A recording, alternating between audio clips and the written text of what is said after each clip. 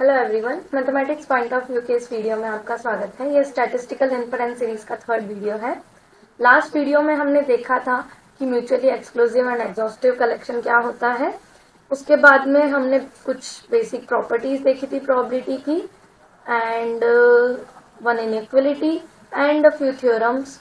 उन थ्योरम्स में था कि अगर हमारे पास नॉन डिक्रीजिंग या नॉन इंक्रीजिंग सीक्वेंस है इवेंट्स की, then probability of the limit of the sequence is equal to limit of probability of those events. Okay, similarly in this case, now in this video we'll see conditional probabilities क्या होती है and independence क्या होती है. So conditional probability क्या है, क्यों हम इसको डिफाइन कर रहे हैं, let's see. तो कुछ एक्सपेरिमेंट्स ऐसे होते हैं जिनमें हमारा मेजर कंसर्न जो है वो एक इवेंट पे होता है. Let's say some S1, let's denote that event by S1 as of now. So हमारा पूरा जो कंसर्न है वो ये है कि S1 अगर हो रहा है या नहीं हो रहा है, एंड देन S1 के अंदर क्या इवेंट अगर हो रहे हैं, उनकी प्रोबेबिलिटीज क्या है विद रेस्पेक्ट टू S1. मतलब इफेक्टिवली यहाँ पे सैंपल स्पेस कैपिटल S की जगह S1 हो गया है कि हम लोग कैपिटल S में नहीं देखना चाहते, हम लोग S1 में देखना चाहते हैं कि क्या हो रहा है. तो given the probabilities with respect to capital S, मतलब जो हम नॉर्मली जो हम प्रोबेबिलिटीज डिफाइन कर रहे हैं, अगर वो हमें दी हुई है तो हम इस न्यू सैंपल स्पेस S1 के रेस्पेक्ट में प्रोबेबिलिटीज किस तरीके से डिफाइन करेंगे. अगर हम इसको डिफाइन कर लेते हैं तो उसे हम नया नाम दे रहे हैं conditional probability of an event given S1. Okay, and it will be denoted bye, अगर हम S2 की प्रोबेबिलिटी निकाल रहे हैं, कोई दूसरा इवेंट S2 है S में, अगर हम उसकी प्रोबेबिलिटी निकाल रहे हैं with respect to S1, then it will be denoted by probability of S2 given S1. That's probability of S2 bar S1. Okay, अब क्योंकि ये प्रोबेबिलिटी है with respect to the new sample space S1, तो अगर हम चाहे कि S1 की प्रोबेबिलिटी निकालना चाहे इन दिस सिनेरियो, देन वो क्या होनी चाहिए, probability of S1 given S1 क्या होनी चाहिए. अब क्योंकि हमारा सैंपल स्पेस ही S1 है और इसी सैंपल स्पेस के रेस्पेक्ट में इसी की प्रोबेबिलिटी निकाल रहे, तो that should be equal to 1, right, क्योंकि सैंपल स्पेस की प्रोबेबिलिटी 1 होती है और ये हमारा न्यू सैंपल स्पेस है और उसी के रेस्पेक्ट में ये प्रोबेबिलिटी है, तो इसकी प्रोबेबिलिटी क्या होनी चाहिए, 1 होनी चाहिए. And by the same reason हम लोग S2 के सिर्फ उन्हीं एलिमेंट्स में इंटरेस्टेड है जो कि S1 में लाई करते हैं, राइट, क्योंकि अगर S1 के बाहर है तो हमारा इंटरेस्ट नहीं है, क्योंकि हम सिर्फ S1 से ही कंसर्न है, मतलब हमारा मेजर कंसर्न जो है S1 ही है. तो अगर हम probability of S2 given S1 निकाल रहे हैं तो it should be same as probability of S2 intersection S1 given S1, क्योंकि अगर S2 इंटरसेक्शन S1 कॉम्प्लीमेंट ये जो है, इसमें वो सारे एलिमेंट्स है जो S1 के बाहर के, बट उसके लिए हमें देखने की जरूरत नहीं है क्योंकि हमारा सैंपल स्पेस ही S1 हो गया है, तो इसलिए इसकी प्रोबेबिलिटी बेसिकली क्या हो जाएगी, 0 हो जाएगी. तो इसलिए probability of S2 given S1 will be same as probability of S2 given S2 intersection S1, मतलब सिर्फ वही एलिमेंट्स S2 के जो S1 में आते हैं. ओके, नाउ लेट्स सी, अगर इस टाइप का हमारा सैंपल स्पेस है, ये जो है ये पूरा रेक्टेंगल है कैपिटल S, ये है S1 एंड ये है S2, then probability of S2 given S1 क्या होना चाहिए. think about it for a second and then start the video. Okay, so अब यहाँ पे हमारा सैंपल स्पेस क्या हो गया है, S1 हो गया है, और पर S2 तो हमारे सैंपल स्पेस में लाई कर ही नहीं रहा है. तो अगर हम इस सैंपल स्पेस के रेस्पेक्ट में देख रहे हैं कि S2 के अकर होने की प्रोबेबिलिटी क्या है, वो तो 0 हो गई, क्योंकि S2 तो कभी अकर होगा ही नहीं इस सैंपल स्पेस में, तो it should be 0, right. Now coming to the next example, जो येलो है वो है हमारा, येलो जिसकी बाउंड्री है जिस रेक्टेंगल की, वो है हमारा S1, ये पूरा है S, एंड जो पिंक बाउंड्री है ये रेक्टेंगल है हमारा S2. ओके, नाउ ऐसा देख लीजिए कि हम जो प्रोबेबिलिटीज है वो एरिया वाइज असाइन कर रहे हैं, तो probability of S, capital S जो है वो 1 है,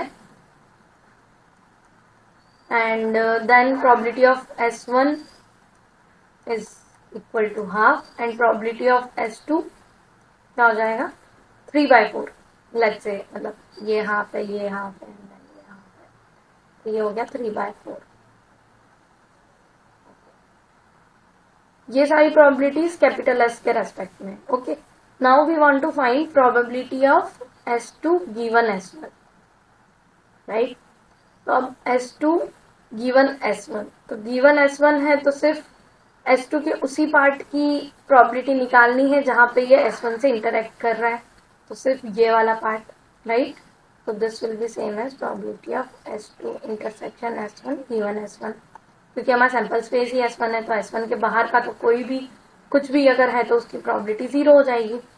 तो अब S1 के अंदर ये इतना पार्ट जो है ये S2 का है। ओके, तो अब probability of S2 given S1 क्या होनी चाहिए? You might be having 2 thoughts, या तो इसकी प्रोबेबिलिटी होनी चाहिए 1/4 क्योंकि ये पूरे स्पेस का 1/4 है, या फिर इसकी प्रोबेबिलिटी होनी चाहिए S1 के अकॉर्डिंग हाफ, क्योंकि S1 के हाफ पार्ट में ये S2 है, राइट। तो what is the correct answer? Think about it once again, stop the video. तो अब अगर हमें S2 की प्रोबेबिलिटी निकालनी है विद रेस्पेक्ट टू S1, तो S1 ये हमारा सैंपल स्पेस है, इस सैंपल स्पेस की प्रोबेबिलिटी है 1। अब इसके हाफ पार्ट में S2 लाई कर रहा है, इस सैंपल स्पेस की I mean probability of S1 given S1 is 1। तो probability of S2 given S1 क्या होनी चाहिए? क्योंकि इस सैंपल स्पेस के हाफ पार्ट में हमारा S2 लाई कर रहा है, तो it should be equal to half, right. अब इससे आप क्या समझ पा रहे हैं कि probability of S2 given S1 का फॉर्मूला क्या होना चाहिए? एक तो ये कि probability of S1 intersection S2 पे डिपेंड करेगा, एंड दूसरा प्रोबेबिलिटी ऑफ S1 पे डिपेंड करेगा, राइट। तो अगर आप थोड़ा सा और सोचेंगे तो आपको पता चलेगा कि इट इज नथिंग बट, ये हाफ जो हमारे पास आया है it is nothing but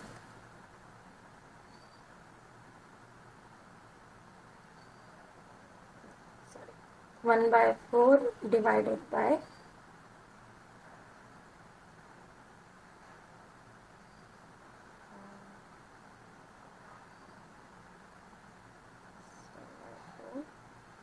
divided by half.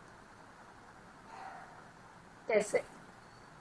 हमने क्या किया, पहले हमने सिर्फ उसी पार्ट की प्रोबेबिलिटी निकाली जो पार्ट S1 में लाई करता है, एंड देन क्योंकि S1 की ही प्रोबेबिलिटी हाफ है और हमें इसको नॉर्मलाइज करना है विद रेस्पेक्ट टू S1, तो हमने हाफ से डिवाइड कर दिया। तो बेसिकली क्या हो रहा है, ये है probability of S1 intersection S2, and divide में हमारे पास क्या है प्रोबेबिलिटी ऑफ S1, क्योंकि हमें S1 के रेस्पेक्ट में नॉर्मलाइज करना है। तो बेसिकली ये हो गया हमारा फॉर्मूला कि probability of S2 given S1 का फॉर्मूला हो गया probability of S1 intersection S2 divided by probability of S1। Okay, now इसकी मेन डेफिनेशन क्या हो जाएगी कि प्रोबेबिलिटी ऑफ, बाकी सब कंडीशन सेम रहेगी कि p जो है एक फंक्शन है इवेंट से रियल नंबर्स में, and then it will be conditional probability with respect to S1 if this is always true.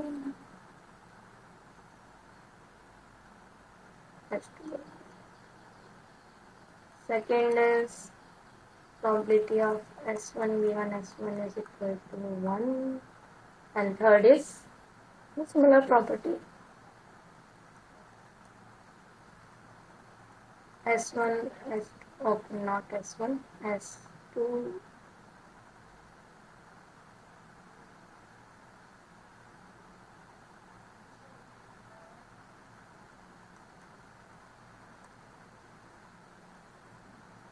are mutually exclusive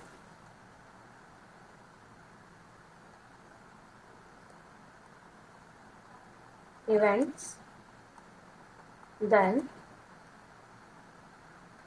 probability of S2 union S3 union and up to so on given S1 क्या हो जाएगी? Similarly define करना है summation I from 2 to n probability of S2 SI given S1. Okay, ठीक है, ये हो गया डेफिनेशन कंडीशनल प्रोबेबिलिटी के फंक्शन के लिए. And if you are not comfortable using P over here, क्योंकि पी हम यहाँ पे भी यूज कर रहे हैं, तो आप इसको कुछ P1 बोल सकते हैं कि P1 मेजर है, तो P1 S2 is nothing but P of S2. And अगर ये नहीं समझ में आ रहा तो छोड़ भी सकते हैं as of now. Okay, now coming to the next part, conditional probability की कुछ properties. First is multiplication. So जो हमारा फॉर्मूला है P of S2 given S1 is equal to P of S1 intersection S2 divided by P of S1. Okay, तो इस formula के according अगर हम ये इंटरसेक्शन वाला पार्ट निकालना चाहें तो उसके लिए क्या हो जाएगा? It will be equal to P of S1 multiply by P of S2 given S1, राइट. सिमिलरली अगर हमारे पास 3 इवेंट्स है तो कैसे हम निकालेंगे? P of S1 multiply by P of S2 intersection S3 given S1, right. इस पूरे को एक इवेंट मान लो, लेट्स से H. तो ये क्या है? S1 intersection H. तो क्या हो जाएगा? P of S1 cross multiplied by P of H given S1. H है हमारे पास ये. नाउ वंस अगेन हमें इसको स्प्लिट करना है, तो P ऑफ यहाँ पे आ जाएगा हमारे पास में S2 intersection S3 given S1.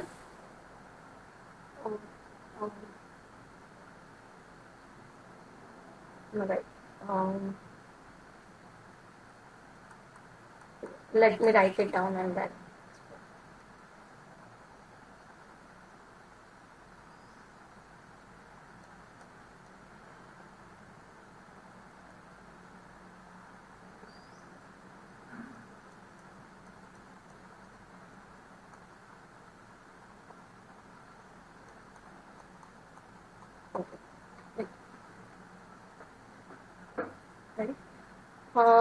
ये कैसे आया हमारे पास? Okay, so let's start with other way around, not with this. It will be easy. Let's say हमें S3 की प्रोबेबिलिटी निकालनी है गिवन S1 एंड S2. यहाँ पे S3 given S1 intersection S2. Okay, ऐसा हो सकता है, राइट. तो यहाँ पे क्या आ जाएगा? इक्वल टू तीनों का इंटरसेक्शन जो कि ये टर्म है, and then divided by probability of S1 intersection S2. So this will be same as probability of S1 intersection S2 multiply by यहाँ पे क्या है हमारे पास? Probability of S3 given S1 intersection S2, right. Now इसको हम किस तरीके से लिख सकते हैं? हमने ऑलरेडी देखा था फर्स्ट केस में कि इस तरीके से हम लिख सकते हैं. तो यहाँ पे क्या हो जाएगा? Probability of S1 intersection multiplied by probability of S2 given S1. And क्या किया है? Basically S3 given S1 intersection S2. यहाँ पे जब फर्स्ट टाइम स्प्लिट किया तो S3 given S1 intersection S2 किया, तो उससे हमें ये फॉर्मूला मिला. अभी अगर हमारे पास इसी तरह के इवेंट्स हो तो हमें क्या करना है? सबसे पहले हम निकालेंगे probability of SK given S1 intersection S2 intersection up to SK minus 1. And ये मल्टीप्लाई किससे होगा? Probability of S1 intersection S2 intersection up to SK minus 1. And induction अगर लगाएंगे तो क्या मिल जाएगा? Probability of SK given S1 intersection up to SK minus 1, then multiply by probability of SK minus 1 given S1 intersection up to SK minus 2,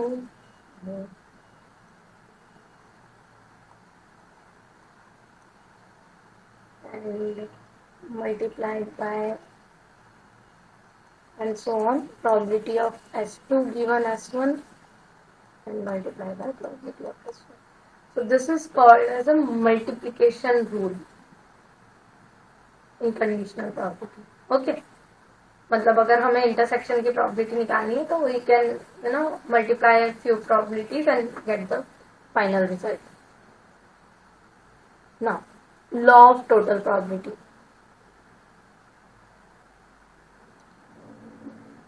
If you are given k mutually exclusive and exhaustive events S1, S2, Sk such that P of Si is greater than 0. सबसे पहले तो इसका क्या मतलब है S1, S2, Sk mutually exclusive and exhaustive है. अगर last lecture अच्छे से देखा होगा तो आपको याद होगा कि अगर mutually exclusive and exhaustive events होते हैं तो वो बेसिकली पार्टीशन कर देते हैं हमारे सैंपल स्पेस का. राइट, तो ये हो गया S1, ये हो गया S2. Okay, probably I need a bigger space to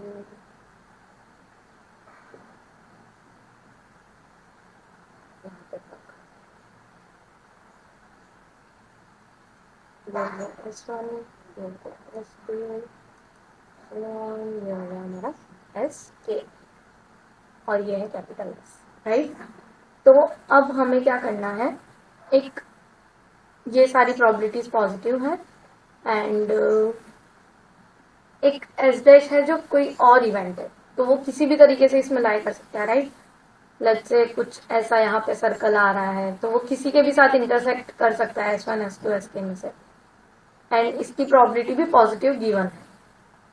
okay, तो लेट्स से एस डैश जो है ये इवेंट है.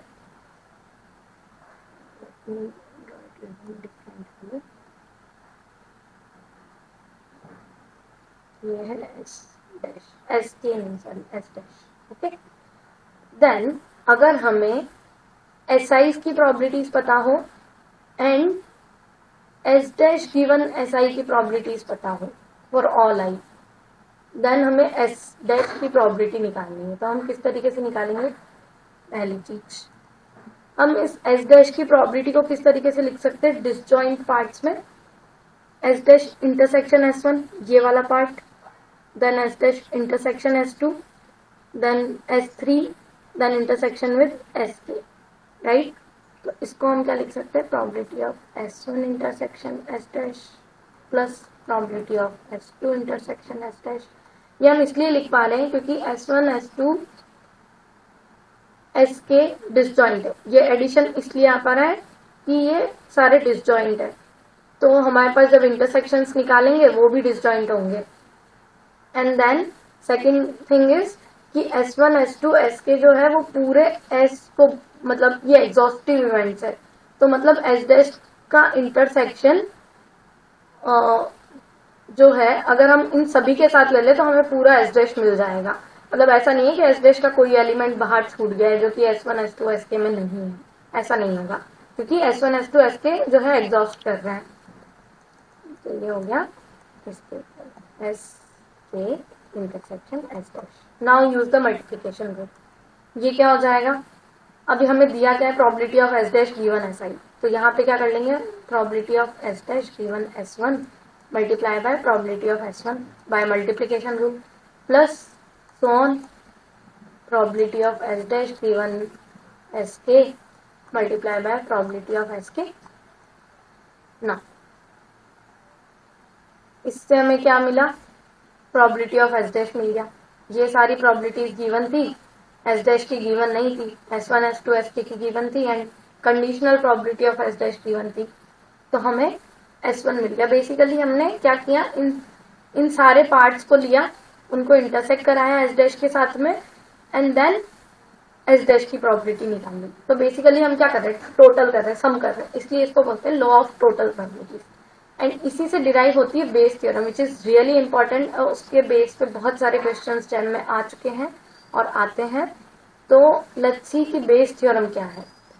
सेम सिचुएशन है, similarly S1, S2, Sk defined है कि ये mutually exclusive and exhaustive events है, सभी की प्रोबेबिलिटीज पॉजिटिव है एंड दूसरा इवेंट है S डैश. लेकिन इसमें हमें निकालना क्या है, probability of Sj given S dash. हमें गिवन क्या है, probability of S dash given S I for all I, but अभी हमें निकालना क्या है, probability of S I given S dash, ठीक है, या एस जे given S dash, same thing. ये कैसे निकालेंगे, इसका हमें फॉर्मूला पता है, probability of S J intersection S dash divided by probability of S dash. अब प्रोबेबिलिटी ऑफ एस डैश तो हमारे पास यहाँ से आ गया लॉ ऑफ टोटल प्रोबेबिलिटी से, ये क्या हो गया, प्रोबेबिलिटी ऑफ। अब इसको किस तरीके से लिखेंगे, इसको सिमिलरली जैसे हमने यहाँ पे लिखा था ना, S1 इंटरसेक्शन S डैश को क्या लिखा था, S dash given S1 multiply by probability of S1। इसको हम क्या लिख सकते हैं, S dash given Sj multiply by probability of Sj, right. Divide में probability of S dash, law of total probability से ये क्या हो गया, I from 1 to k probability of S dash given Si multiply by probability of Si। तो ये हो गई बेस थ्योरम। बेस थ्योरम का यूज होता है बहुत सारे सिचुएशंस में, और ये बहुत इंपॉर्टेंट है दोनों ही, law of total probability and Bayes theorem. And definitely ये कहाँ से आ रहे हैं, हमारे पास मल्टीप्लिकेशन रूल से आ रहे हैं। तो ये तीनों ही इम्पॉर्टेंट, बहुत इंपॉर्टेंट हो जाते हैं कंडीशनल प्रोबेबिलिटी के केस में। Now coming to what independence is. When do we say the two events are independent? When the occurrence of one doesn't affect the occurrence of one does not affect the occurrence of the another, right? तो probability of S2 given S1 क्या है कि जब हम capital S की जगह S1 को हमारा सैंपल स्पेस मान लेते हैं, मतलब हम ये कह रहे हैं कि S1 हो चुका है, अब हमें चाहिए कि हम किसी और इवेंट की प्रोबेबिलिटी निकालें with respect to this given information कि ये S1 ऑलरेडी अकर हो चुका है। तो ऑलरेडी अकर हुआ है तभी तो हमारे पास प्रोबेबिलिटी बन हुई है। तो अब अगर जब ये S1 अकर हो गया है तब भी अगर ये S2 की प्रोबेबिलिटी को अफेक्ट ना करे इन एनी सेंस, देन जो है S1 एंड S2 इंडिपेंडेंट कहलाएंगे कि एक के होने से दूसरे की प्रोबेबिलिटी पे कोई इफेक्ट नहीं आता। तो उसका क्या मतलब है कि probability of S2 given S1 will be same as probability of S2, right. तो in this scenario we say that S2 is independent of S1 और S1 and S2 are independent. Then by multiplication rule क्या हो जाएगा, इसको हम क्या लिख सकते हैं, probability of S1 intersection S2 divided by probability of S1 and which is equal to probability of S2. So probability of S1 intersection S2 क्या हो गया, PS1 into PS2. So PS1 multiplied by PS2. Okay. So if this holds, then we say S1 and S2 are independent. And if S1 and S2 are independent, then the pairs S1 complement and S2, S1 and S2 complement, and S1 complement and S2 complement are also independent. Basically क्या prove करना है यहाँ पे कि जब हम यहाँ पे S1 complement intersection S2 लेंगे तब भी यहाँ पे हमारे पास probability of S1 complement plus probability of S2 आ गया। And similarly तीनों केसेस में, this is really easy exercise, so I am leaving it as an exercise. This is really easy, so I am leaving it as an exercise. तो अब अगर हमारे पास इस तरह दो इवेंट नहीं होके मल्टीपल इवेंट्स हो, लेट्स से के इवेंट्स है S1 S2 S2, देन हम इनको इंडिपेंडेंट कब बोलेंगे। Now one thing to note here is independent होने के लिए सारे इवेंट्स को एक दूसरे के साथ में इंडिपेंडेंट होना जरूरी है। ऐसा नहीं है कि फर्स्ट इवेंट जो है वो सेकंड के रेस्पेक्ट में इंडिपेंडेंट है एंड थर्ड के रेस्पेक्ट में इंडिपेंडेंट है, लेकिन अगर सेकंड एंड थर्ड साथ में अगर हो रहे then first is not independent with respect to this. तो बेसिकली अगर हम कोई भी सबसेट ले इन इवेंट्स का तो वो इंडिपेंडेंट होने चाहिए। तो उसका क्या मतलब है कि अगर हम एक सबसेट लेते हैं I1 I2 IN IM 1 to k का, then SI1 intersection SI2 intersection SIM, इसकी जो प्रोबेबिलिटी है वो इन सभी की प्रोबेबिलिटीज का प्रोडक्ट होनी चाहिए। For all such subsets. Means अगर हमारे पास लेट्स से 1 2 3 तीन ही इंडेक्स है, k इज इक्वल टू 3 है, देन हमें क्या क्या प्रूव करना रहेगा कि 1 2 इन दोनों का इंटरसेक्शन जो है प्रोडक्ट के इक्वल है, 2 3 ये इंडेक्स लिए तो अगेन प्रोडक्ट, 3 1 तो भी प्रोडक्ट, एंड देन 1 2 3 अगर आ रहा है तो इसका इंटरसेक्शन भी इसके प्रोडक्ट की प्रोबेबिलिटीज ऑफ ये intersection will be equal to product of these probabilities. तो अगर ये सारी कंडीशंस होल्ड करती है देन ओनली विल से कि ये म्यूचुअली इंडिपेंडेंट है।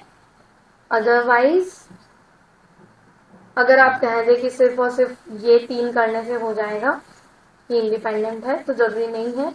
हो सकता है कि S1 with respect to S2 intersection S3 independent नहीं है। तो म्यूचुअली इंडिपेंडेंस दिखाने के लिए हमें सारे पॉसिबल केसेस कंसिडर करने पड़ेंगे। Okay, I think this is good enough for this lecture and यहाँ पे मैं स्टॉप करना चाहूंगी। तो आज के लेक्चर में हमने क्या क्या देखा एक बार जस्ट रिव्यू कर लेते हैं। हमने स्टार्ट किया कि कंडीशनल प्रोबेबिलिटी क्या होती है, कि अगर एक इवेंट दिया हुआ हो कि ऑलरेडी अकर हो चुका है या फिर तो उसे हम सैंपल स्पेस मान लेते हैं एंड देन उसके रेस्पेक्ट में हम प्रोबेबिलिटीज निकालते हैं। तो उस पर्टिकुलर सेट की प्रोबेबिलिटी तो 1 होनी चाहिए एंड देन बचे हुए जो दूसरे सेट्स हैं, जो दूसरे इवेंट्स हैं, उनकी प्रोबेबिलिटी हम कैसे निकालेंगे, इसके लिए हमने कुछ एग्जांपल्स देखे and then we try to deduce the formula.